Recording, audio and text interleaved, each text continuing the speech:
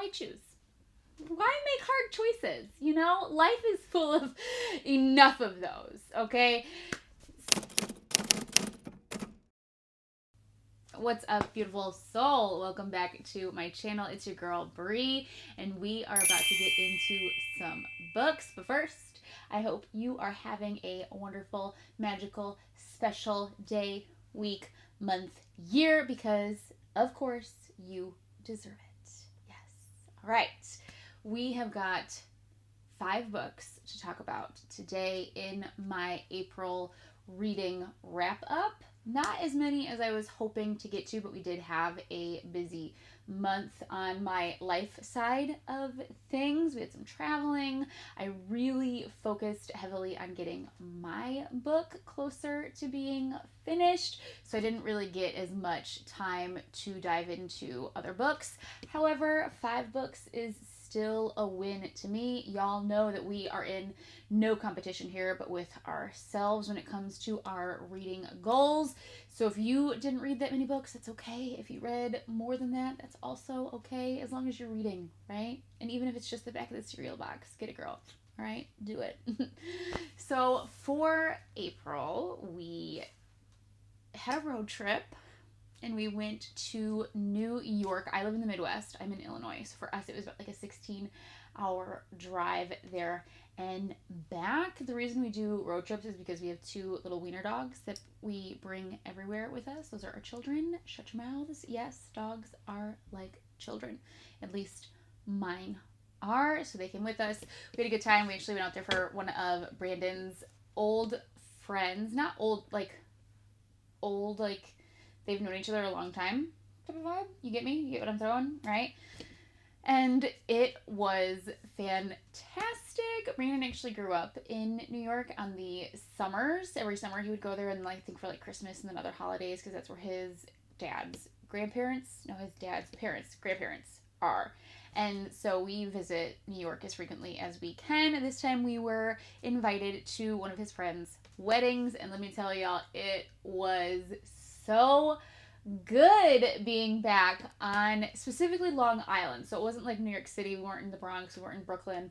Nothing like that. None of the boroughs. We were on Long Island. So we got to see the ocean. We got to see the sound. It was really fun. The dogs had their first beach experience and we were eating it up. The boys loved it. They absolutely loved it. Obviously they get baths and stuff like that, but we don't have like a pool or anything. So they don't really get much like big body of water type things. Smokey, our all black Doxy, he was a little leery. He was like, I'll get my paws wet for y'all just so you can have your little moment. Bodie, on the other hand, was like neck deep. Like he was sticking his head in the water. He was trying to drink it. He was having a good old time. Okay, we probably could have left him there and he'd have been like, all right, bye guys, love you, thank you, bye. I, of course, was picking up rocks. Right? Because that's what I do. You show me a pretty rock and I'm picking it up and I'm taking it home. All right? I've actually got a couple, I think, like on the bookshelf that I've added because I'm just a rock type of girly. All right? I love nature. I love all that fun stuff. So for me, it was a blast. I'm not a sand girly though. Like the sand, like it bothers me. Like texturally, we're not tight knit like that. You know what I mean? But we had a really good time. We ate a lot of bagels. There is nothing, and I can say this like full chest, there is nothing like a New York East Coast bagel. I don't know what they're doing to these fucking bagels, but they are top tier. All right. So of course we obviously brought a whole bunch home as well. And then we also did a lot of pizza. We are Chicagoers and Chicagoans, and pizza is like my bloodline. Like you could cut me open and you'd probably find a slice of pizza. And it was phenomenal. I had a slice of chicken parm pizza and it was, as you can imagine, delicious. Where we live now, we're like in like the hold on, I gotta kick the slippers off. We gotta get comfortable. I have to get another chair for this. This is of course, that triggered the dogs to think there's something here because they're wild and every little noise sets them off like that. If you have small dogs, you understand. Okay, don't judge me. But the chair that I use to film in is the one that I do vendor pop-ups for my business, Maple Moon. I'm a wood artist. and I do like vendor markets for that, and so I use that chair just because it's like tall, it's easy, it's nice, but it's not like one of those like let's just sit and chit chat bestie and chill type chairs. It's not a sit and chill chair, not at all. I need to get one of those for when I'm doing the videos because I always just want to sit back. I'm gonna put my leg up type of girl. Like my legs have to be up. There's probably some like undiagnosed reason for that. I don't know. This isn't WebMD, but I like to sit back and chill, and I like to be able to do that with you guys. And I feel like I never can because I'm like in like this makeup like high chair director's chair. Like I'm about to film the greatest movie you've ever seen. But yeah, I need to get a chill chair so we can chill together. But yeah, New York was a blast. We had so much fun. We got to see Brandon's grandparents. That always for me is super special because we're big on family, and it gets hard when you live so far away. So we got to see them. We had the pizza. Oh, that's what I was saying before we got off on the chair tangent was pizza. So where we live now, we're in the Midwest. We're 6 hours from Chicago, so we no longer get the delicious Chicago pizza like we used to, okay? And now where we're at, they do not do like slices. Like you can't just go into a pizza place and get like a big slice. Why not? I don't know. These people are missing out. This is a major cash grab. Just give me a slice of pizza, damn it. All right? But yeah, so they don't have that. So when we go to New York, we try to hit up all of the top places that Brandon grew up on, and we try to get a slice from all of our favorites. And you bet we did. We had pizza and bagels every day that we were there. Am I mad about that? Absolutely not. I was living my best life. Speaking of more food, this wedding, y'all, congratulations, BT dubs to Brandon and Ashley, two Brandons. My Brandon was there, and then the groom was Brandon as well, so we don't get confused, right? I didn't marry off my fiance to somebody else, no. The food was immaculate. We've gone to plenty of weddings, right? And you get a cute little cocktail hour, and then you go and you sit down, you have like the main, like the dances and all that fun stuff, and you get your little entree and all this. No, ma'am. These people fed us, okay? They fed us. The cocktail hour was full of so many dishes. I lost count. There was like 3 major rooms that we were in for the cocktail hour at this location, which was right on the water. Gorgeous. Absolutely beautiful venue. And each room had like 3 or 4 different stations. So I'm talking, we had like little mini charcuterie boards. We had naan bread and hummus. There was like fresh mozz and tomato. There were little like cups of like olives and like mozzarella balls. There was noodles, Asian noodles. There was an entire baked potato, mashed potato, sweet potato bar. There was a barbecue station with like pulled pork. There was ribs. There were mini sliders. There was like a traditional pasta station where they had the vodka penne and then a couple other pasta dishes. It was so good. You guys know I'm not bashful about food. I had a little bit of everything. And then we get to our table, which was top tier. We were at like a really good table, okay? I don't know. I can't speak for the other vibes of the other tables, but our vibes at our table, honey, they were everything.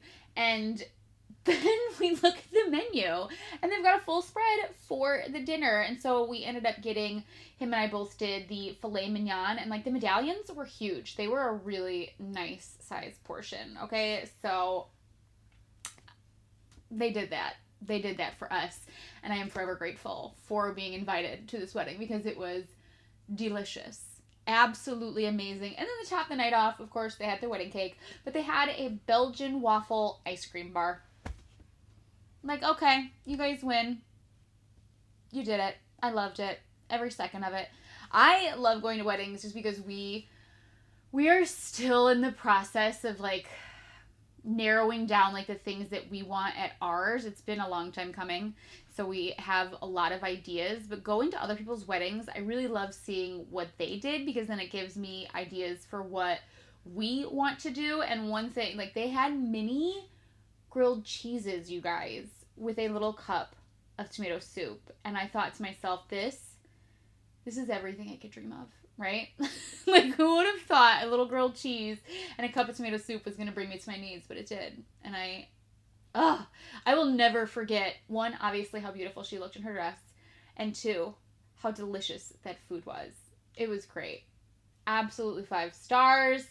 Definitely worth the trip for us. Like I said, we got to see his grandparents. We got to do some visiting with his aunt, who actually is in Connecticut.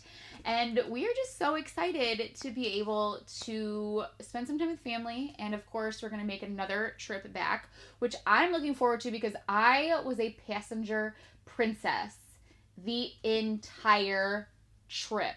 I told this man, okay, I told him, you need me to tap in? Tap me in. I will drive. I will do it. Okay? I got this. But the thing with Brandon is he hates being maybe it's my driving. I don't know. I happen to think I'm a wonderful driver. Am I an F1 level? Absolutely not. NASCAR? Maybe.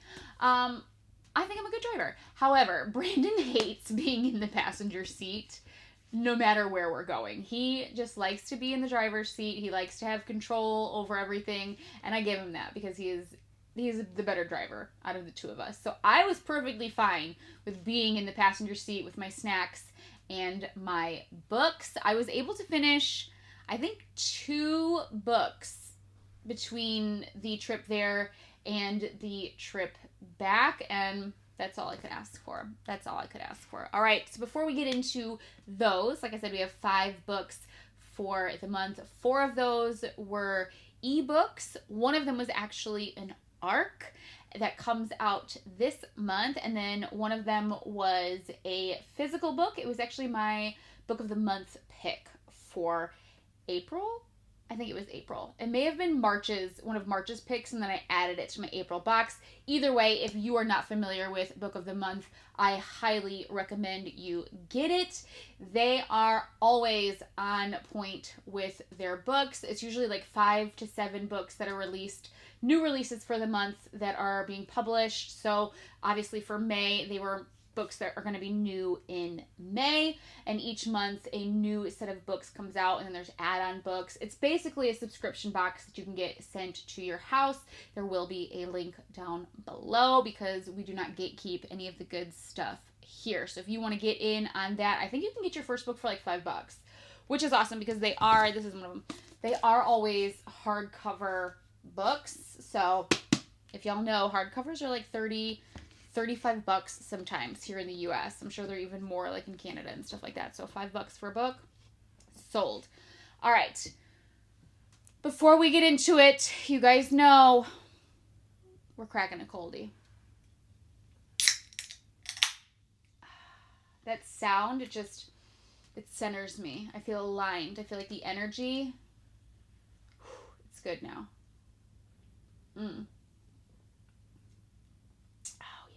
The doctor just gets me, all right? I'm not a crazy girl. I don't drink or do anything like that. I don't do any of the fun stuff, if you know what I mean. So Dr. Pepper is my vice, all right? Don't judge me. We all have our things.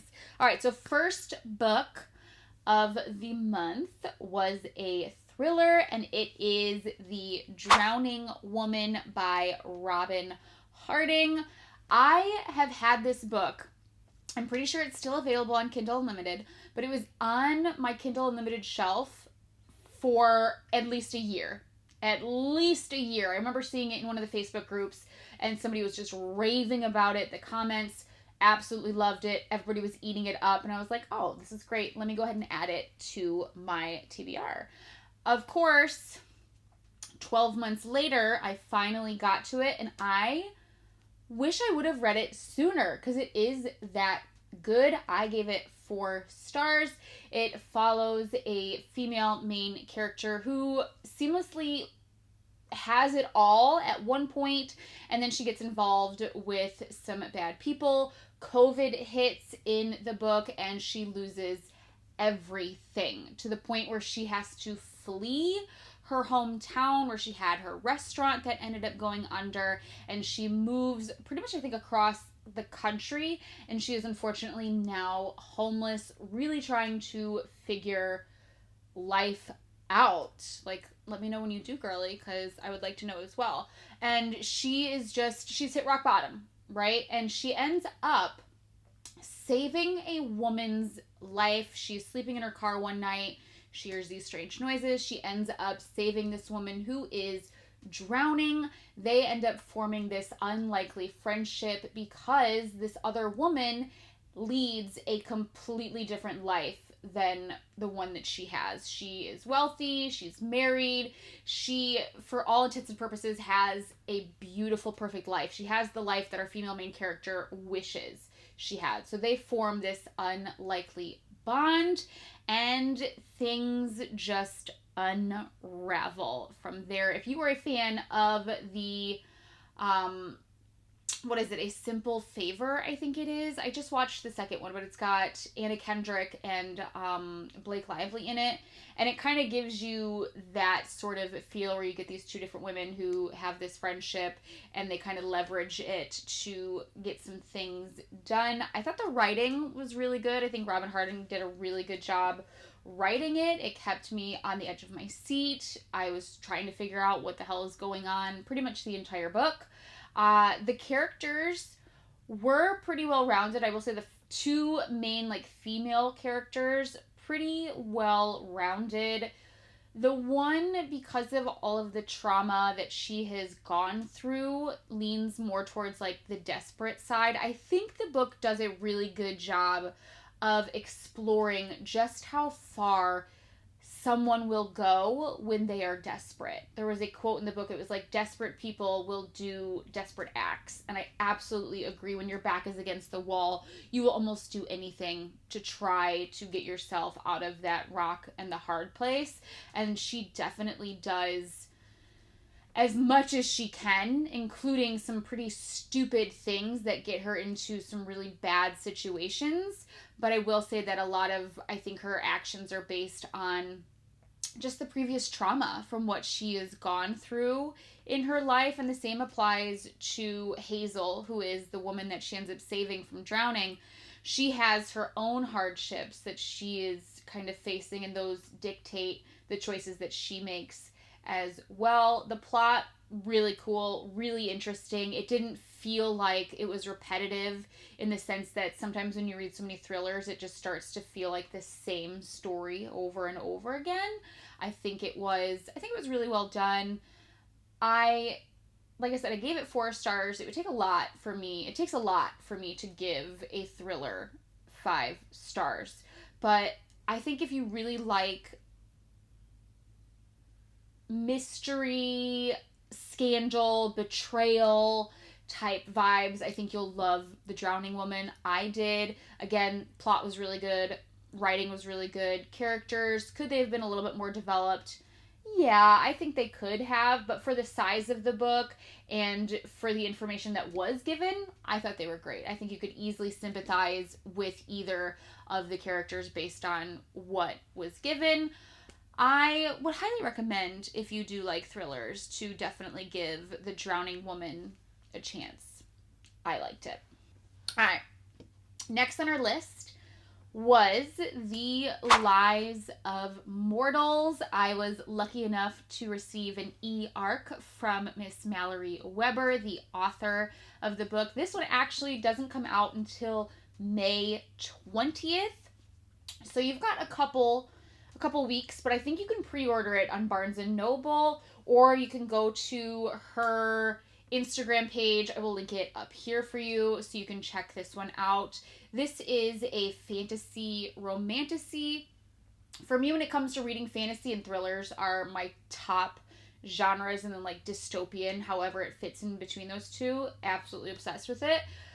So I go back and forth between them. I'll try to do a thriller, then a romantasy fantasy, thriller, romantasy fantasy. So next is the romantasy. So if you are a fan of ACOTAR and those types of vibes, I think you will absolutely devour this book. For me personally, I rated it, it's a high 4 for me. I thought the book was great. I thought the plot of it was really cool, really fun. The main character, Aaron, is a master swordsmith. Her father trained her ever since she was a little girl. She's one of the only females within the the realm, the human realm that she's in that is good with a sword.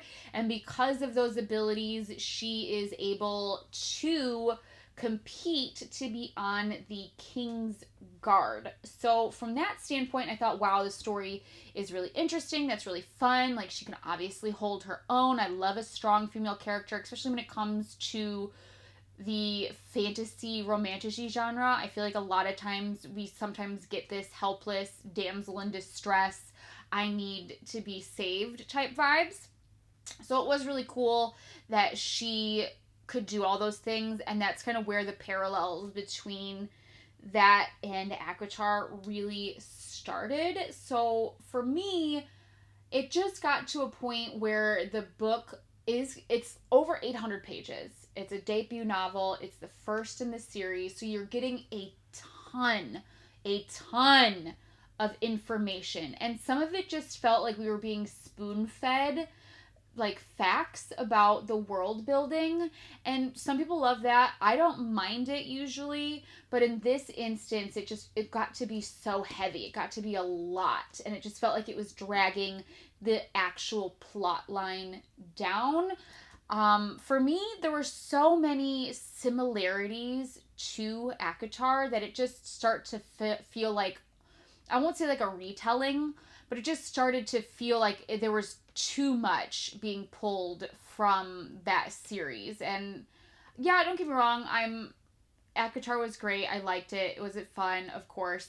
But I was expecting something a little bit different, especially with like the beginning, her being in the King's Guard and all of that stuff. And that flew out the window really quickly because she then ends up getting sucked into the Veil and finds herself in the Fae realm, which again I thought was really cool too. I don't mind realm jumping. Again, though, it's very similar to ACOTAR in that sense. The writing was really beautiful. Malarie did a great job. The prose was really nice. Everything flowed really well. I thought we got to see a lot. It does, again, have like different courts and different areas within the Fae realm that we visit that each have their own little personality. We actually got to visit, I think, almost all of them that are mentioned in the book or that are on like the map.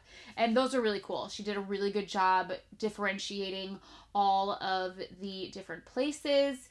I will say we get so many characters in here that it's kind of hard to keep everybody straight. It didn't feel like we got much characterization out of our side characters, even though they were so many being introduced to us.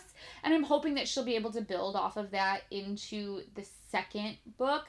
It's so hard, I think, to judge a book that's a first in a series, because obviously the author can't give us everything without, ruining what's going to happen in the next books. So for me, it's always a little bit harder to judge where that first book stands. As a first in her series, I thought it was great. I loved it. The storytelling was good. The plot was really cool. But for me, like I said, it just leaned a little too heavily on like the themes of ACOTAR. It is being marketed as an enemies to lovers, and quite frankly, there were no enemies here. I didn't get enemies at all between Arin and the love interest. I think it's more of like a little angsty, a little yearning, a little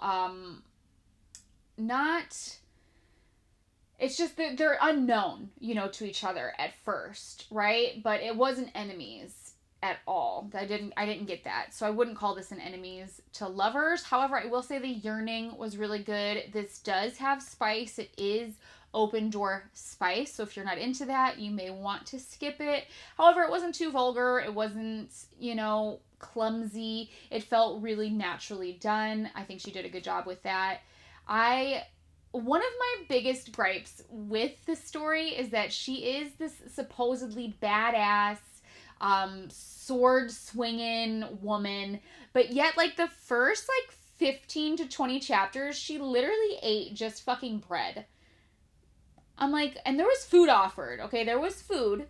And it just felt like I think I wrote in there every time she was eating this bread, I was like, where is the meat?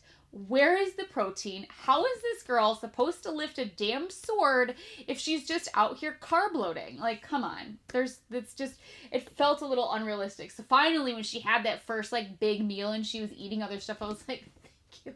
I was like, thank you. My girl had to be starving. Yes, it's about damn time. Overall, though, I really enjoyed it. I do think it could have been trimmed down quite a bit, 800 pages for a debut novel, first of a fantasy series. Just, it felt like a lot to me. And some of the stuff just, I feel like it could have been saved and used for the next book, or even just been minimized a little bit so it didn't feel like we were getting so much at once. Like, just give us little breadcrumbs of details instead of giving us every single thing, right? But overall, again, I liked it. I enjoyed it. Will I be reading the second one? Absolutely. I look forward to seeing what kind of character arc we go on with all of the characters that she's introduced to us. I think she crushed it. Yeah, like I said, it's a debut novel in a fantasy genre. I know how that goes. I'm personally writing my own, so I get it. There is a lot that goes into delivering a whole new world to people, so I definitely give her the credit where the credit is due. She gets all the flowers from me. I think, like I said, if you loved ACOTAR and you liked all of that, I think you'll love this. There's an easy... It's not... I wouldn't say it's an easy magic system, but it's also not overly complex. You guys know one of my favorite books is Blood Over Brighthaven, and that one has a very complex, like, almost coding type of magic system. It's definitely not anything like that. It's easy to follow. Once you get into the book, you'll be able to follow right along with it. Some of the tropes, like I said, it's not really enemies to lovers. It definitely has the chosen one feel. It does follow a prophecy. Of course, Arin falls into that prophecy, and that's really kind of how she ends up in this Fae realm. There is some chosen family. We've got forced proximity, which is one of my favorite kind of romantasy tropes. There's just a lot going on in the book, and I think if you've got the time to sit down and really give your attention to it, you'll enjoy it. I know I did. I gave it 4 stars. Next on our list is Love Mom by Iliana Xander. This is another thriller mystery vibe. Our female main character's mom was a former best-selling author, and she has tragically passed away under mysterious circumstances. So, of course, our main character puts her little detective cap on and she tries to figure out what happened to her mom. Unfortunately, someone is sending her ominous, creepy letters that are actually signed from your mother, hence the title Love Mom. So the story is all about her unraveling what happened to her mom's past. We do get a little bit of a non-linear timeline. We get the present, and then we also get a little bit of mixture of the past as well, kind of diving into the mother's past. I really liked this. I thought it was really fun. I thought the plot was pretty unique and different from anything I have read before. The main character, I will say, she drove me nuts in the beginning. She came off very conceited, very bratty, just snarky, kind of me, and I did not relate to her. I did not feel her vibes at all. And then she started to change. We started to get a little bit more information. We started to understand really what drove her to act that way, and there were things that had happened in her past and the way that she was treated, and that kind of dictated how she moved in life. Her and her best friend, though, get together to try to solve what has happened and how and why her mom passed away and how and why she is now sending her creepy letters. I thought overall that this was a really good book. It kept me on the edge of my seat. I was shocked at the ending, but I also was able to kind of see it coming with some of the foreshadowing that was done in the book. And even though that was the case, I still thought it was really good, very unique. Like I said, I don't think I've read anything that gave similar vibes to this one. I loved it. It was another 4-star read for me. Definitely add this if you like a mystery, edge of your seat type of feel where you're kind of working right along with them to figure out what is going on. Chef's kiss for me. All right, next up was our only 5-star read of the month, and that was Wild Dark Shore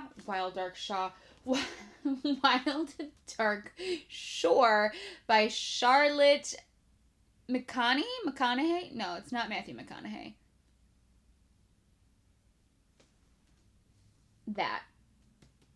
Charlotte. Wild Dark Shore is an immersive, atmospheric, I wouldn't say it's a thriller. It's definitely not. It's not a thriller in my mind. It's more of like a mystery, almost like a lit fiction type feel where you're really into this more for the story of the characters that we are given. Every chapter is from a new perspective of this family that lives on this remote island. It's actually like a research island. There are penguins. There is a large seed bank that is for if the end of the world starts to happen and they need to start replanting and stuff like that. They are located on this island pretty much like maintenance workers. The dad is pretty much keeping the island in check, so to speak, and he brings his family with him, which is his son, his daughter, and then the youngest son as well. And they have been on this island for 7 years. There was a research team at one point that was on the island with them as well. Unfortunately, one night a mysterious woman ends up washing up on the shore. They have no idea why she is there or what could have even have brought her there. So this follows along with the mystery of why she is on this island, how she got there. We unravel her story because we do end up getting her perspective as well. And this is just a beautifully written, like the prose in this, I compare to the Invisible Life of Addie LaRue. Like I said, this is not one where you're going to get action every single chapter. It's more of diving into human behavior, really what makes people tick and what things have happened in their past that makes them who they are in their present. And the ending of this is so gut-wrenchingly beautiful. It's absolutely inevitable. It had to, I think, happen the way that it did in order for the book to really be full circle. And it just, oh my gosh, I ended up being able to read this on our road trip, and I literally was in the car sobbing my eyes out reading the last couple chapters of this book because it is just so tragically beautiful.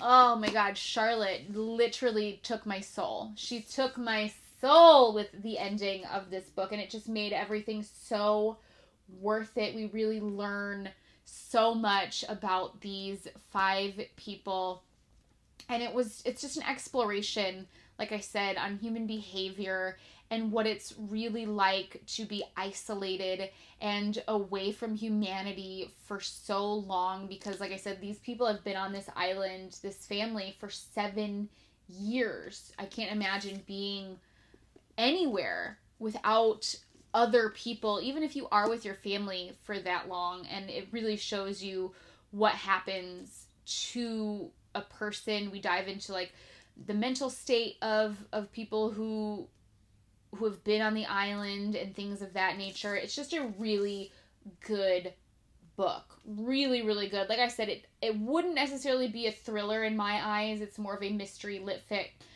fiction type of vibe. Very much just exploring the stories of these people and their lives and who they are. And she just did a really, really good job for me. This was my 5-star read of the month. It is a BOTM pick. Like I said, if you're not familiar with that, I highly recommend checking out that link below. So many good options to choose from when it comes to new books that are coming out. This one will absolutely be on my favorite list for the year. Loved it. Yes, yes. All right, and last but certainly not least on my list is The Never List by Jade Presley. After reading Wild Dark Shore, I needed to just have a good time. All right, that's all your girl needed at that point. All right, I was sobbing, I was sad, I was just looking for something to uplift me. And so I grabbed this book on, I'm pretty sure Kindle Unlimited, so it still should be available there. And I thought, ooh, this cover is really pretty. I love the purple. It's supposed to be romantasy. I skimmed through the synopsis. I was like, this sounds cool. This sounds fun, right? So in my mind, I thought it was about 4 god princes who are going to have this choosing ceremony where they're each going to pick mates to find. It's like a dating show type vibe, right? Yeah, wrong. Wrong. So, few chapters in, I realized that is not the case. There will be no mates for these men. Nope. There will be one mate for all 4. All right. So if you are the type of girly or guy who has a hard time choosing between book boyfriends, this one is for you because there is no choosing of the men. They are all yours. All 4 of them are for you, right? Why choose? Why make hard choices? You know, life is full of enough of those, okay? So yeah, at first I was like, oh, is this really my vibe? And it's not. It's definitely out of my wheelhouse. I've never read anything quite like this. And I think what kept me hooked, though, was the plot line of this. It is another one of those chosen one type tropes. Obviously, she is the chosen one, but she actually ends up getting into this ceremony because she's looking for her missing sister. That is the driving force behind pretty much all of her actions throughout this book, is finding her sister. And I think in doing that, we really start to get an idea of the fact that she has kind of lost sense of who she is as a person. She's been so caught up on figuring out what happened to her sister that she really doesn't do much for herself anymore. And I will say the disparity within like the social economic sphere of this realm also really sucked me in. I loved the idea that she was so against our female main character. She comes from nothing, basically. The hierarchy within this kind of magical realm, she is at the bottom of the totem pole. These men are at the very top, and she does not shy away from showing her disdain for the elite people, for the nobles or whatnot. And I kind of liked that she was a little bit more of a, I don't want to say mouthy, but she definitely was not quiet about her opinion on how she felt about how things were run and how she felt her town, her community, so to speak, was disadvantaged. And it was because of the lack of help from the hierarchy and from the top tier level of these nobles. You know, they didn't really give a shit about her people, and she let that be known. I think that's really what kept me reading. Now, this is an open door. All the doors are open, if you catch my drift, okay? They're all open on this one. And you know what? I thought the author did a good job of it. It is a series, so it is not finished in its entirety. So I'm not gonna lie, I will pick up the next one just because I want to see what happens, what continues on with these characters. The author did a really good job of differentiating between the four men. Like, they are all completely different. It didn't feel repetitive, like you were reading the same dude over and over again, because what's the fun in that? She did do a good job of giving each of them their own personality, and I enjoyed it. Coming off of Wild Dark Shore into the Neverlist, I think was exactly what I needed. It was uplifting. The banter was really good. Like I said, the plot was really unique. I think she did a really good job with that. Characters, excellent. Everybody felt like a different person. We got to see there's four different princes, and they each rule a different section of like this kingdom, so to speak. They actually, their dads are still involved, and then there's also gods as well. Goddesses, I should say. Their mothers are goddesses. And so we get a little bit of that dynamic as well. But each of them has their own little section that they control, and she goes and visits with each section during her time with each of the princes. And I thought it was really good. The atmosphere was really cool. She did a good job describing each of those places to where you got a feel for the differences between them. I really liked it. Is this going to be a book for everybody? Absolutely not. If you are not into the why choose trope, I highly recommend skipping this book, even though, like I said, it's not my usual go-to. In fact, I thought this book was something completely different when I went into it, and I didn't realize that until a few chapters in. I still liked it. I still thought it was really good.